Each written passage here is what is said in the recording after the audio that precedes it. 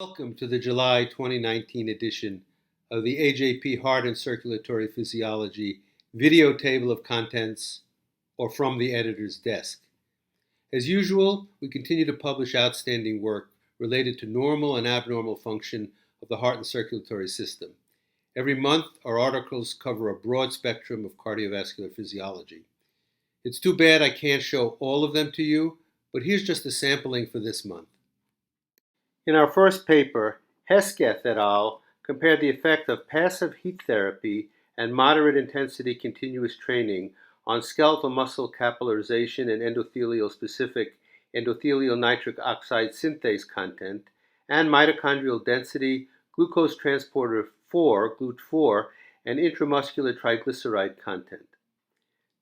20 young sedentary males were allocated to either 6 weeks of passive heat therapy or moderate intensity continuous training at 65% of VO2 max.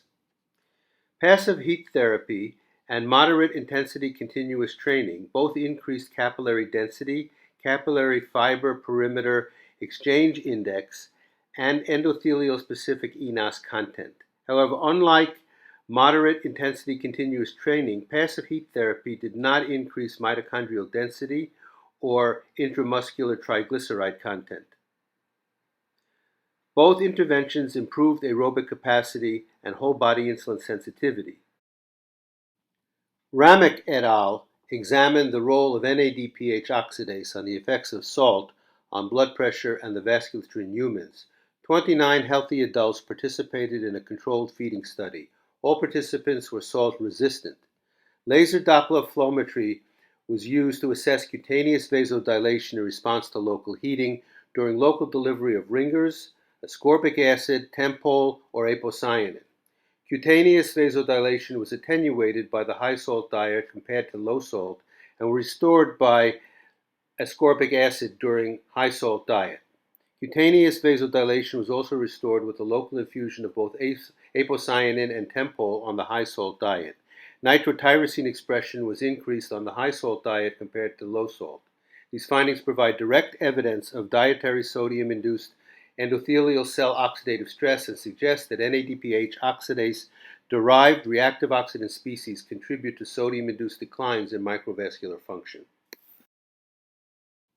Stepan and co-workers investigated a mechanism that could be responsible for increasing vascular stiffness during aging. In this study, using an unbiased proteomic analysis, they identified lysyl oxidase-like 2 as a critical smooth muscle cell mediator for age-associated vascular stiffening. They tested the hypothesis that loss of LOXL2 function is protective in aging-associated vascular stiffening. They determined the exogenous and endogenous nitric oxide markedly decreased LOXL2 abundance and activity in the extracellular matrix of isolated smooth muscle cells, and LOXL2 endothelial cells suppress LOXL2 abundance in the aorta. In a longitudinal study, LOX2 positive-negative mice were protected from age-associated increases in pulse wave velocity and index of vascular stiffening as occurred in littermates with wild-type littermates. Using isolated aortic segments, they found that LOXL2 mediates vascular stiffening in aging by promoting smooth muscle stiffness, augmented smooth muscle contractility, and vascular matrix deposition. A study by Sayegh et al. Used electrical field stimulation and strength-duration relationships to investigate factors influencing electrical stability of two-dimensional and three-dimensional neonatal rat ventricular myocyte cultures.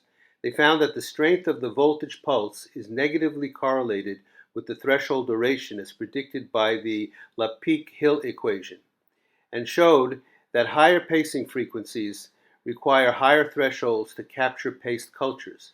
They also show that a smaller culture dimension, perpendicular anisotropic culture orientation with respect to the electrical field, higher proportion of added fibroblasts, and TBX18-induced pacemaker reprogramming independently result in higher stimulation thresholds.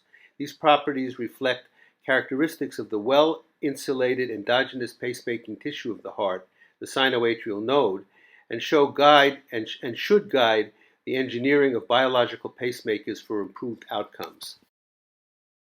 The lack of pharmaceutical targets available to treat patients with calcific aortic valve disease necessitates further research into the specific mechanisms of the disease.